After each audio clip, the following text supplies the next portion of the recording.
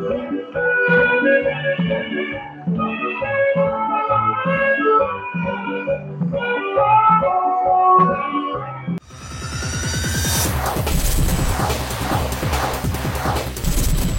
দেখছেন সানরাইজ এবং sunrise presents Saregamapa সঙ্গীতের সেরা মঞ্চ, co-powered by Champion Sexy Song Creative Arts, Budget এবং Denver.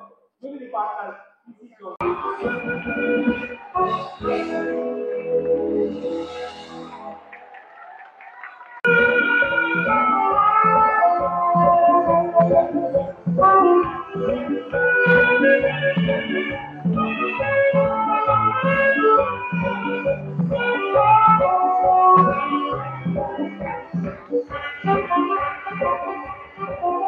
অভিনয় দিয়ে যিনি গোটা বাংলা ইন্ডাস্ট্রিকে ভরিয়ে রেখেছেন এবং আগাগোড়াই দর্শকদের ভালোবাসা পেয়ে যান, কিন্তু এই মুহূর্তে আমরা যেখানে আছি সেখানে তিনি রয়েছেন সঞ্চালকের দায়িত্বে, তাই তো?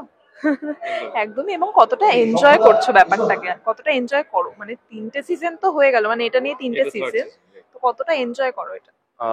Saregamapa one of the biggest shows, এবং সেটা শুধুমাত্র আঞ্চলিক ক্ষেত্রে নয়, সর্বভারতীয় ক্ষেত্রে, এবং দীর্ঘদিন ধরেই জনপ্রিয়তা তারা বজায় রেখেছে। তার কারণ একটাই, এখানে শুধুমাত্র বিনোদন কিন্তু নয়, তার সাথে সাথে সুস্থ বিনোদন এবং সঙ্গীতের নানা রকম, আমি প্রায় বলতে পারি কিংবদন্তি শিল্পী থেকে শুরু করে প্রায় মনীষী যাদেরকে আমরা বলতে পারি সেরকম মানুষেরাও এখানে এসেছেন।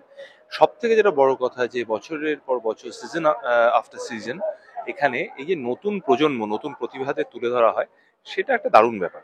এবং আমরা সকলেই জানি সঙ্গীত কিন্তু আমাদের জীবনে ওষুধের কাজ করে, থেরাপির কাজ করে, ভালো থাকতে সাহায্য করে।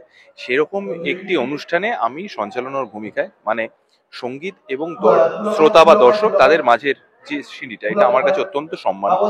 এবং এত গুণী মানুষদের আমি এত কাছ থেকে তাদের সংস্পর্শ পাচ্ছি। এই যে বাচ্চা বাচ্চা ছেলেমেয়েরা প্রত্যেকে যারা আসছে, যারা বয়সে হয়তো ছোট কিন্তু গুণে কদরে কখনোই ছোট নয়, তাদের সংস্পর্শ পাচ্ছি, সেটা আমার কাছে খুবই একটা ভালোবাসার এবং ভালো লাগার একটা জায়গা।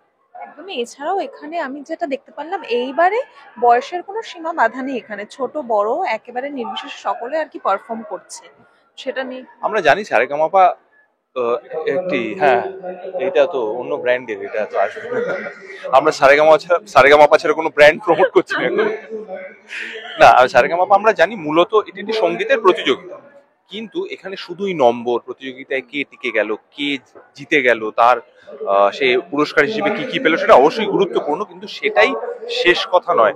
এটা কিন্তু অনেকটাই একটা স্কুলের মতো, একটা শেখার জায়গার মতো। তার ফলে এখানে ছোটরা যারা আসছে তাদেরকে কিন্তু আমাদের যে গুণী বিচারকরা আছেন, তারা কিন্তু তাদেরকে সেভাবেই শিখিয়ে পড়িয়ে দিচ্ছেন। হয়তো তাদেরকে সবসময় নম্বর দেওয়াও হয় না, কারণ তারা নম্বরের ঊর্ধ্বে বা নম্বর পাওয়ার মতো যে মানসিকতা, যে আমি বলবো ম্যাচিউরিটি লাগে, সেটা হয়তো এখনো তাদের আসেনি, সেটা এনারা জানেন।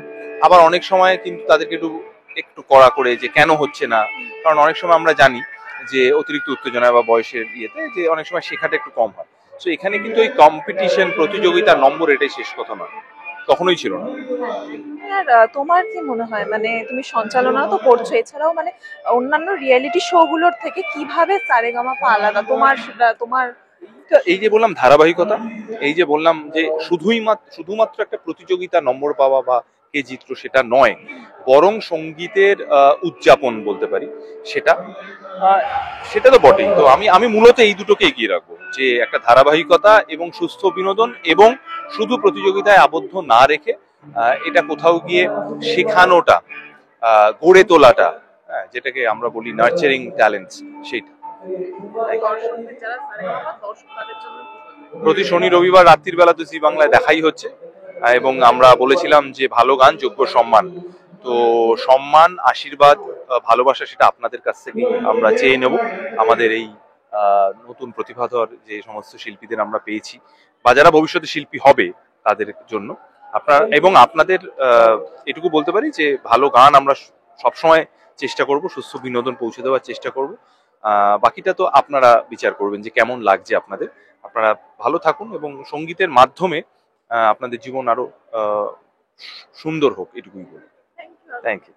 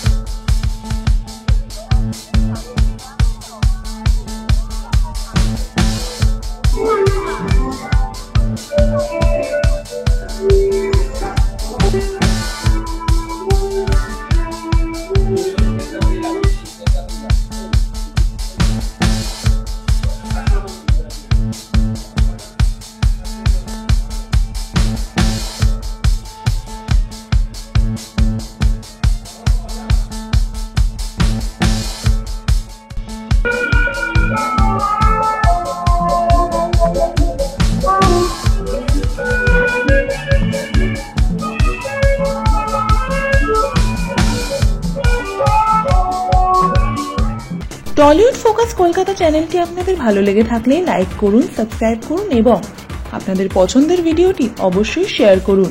Tollywood focus Kolkata.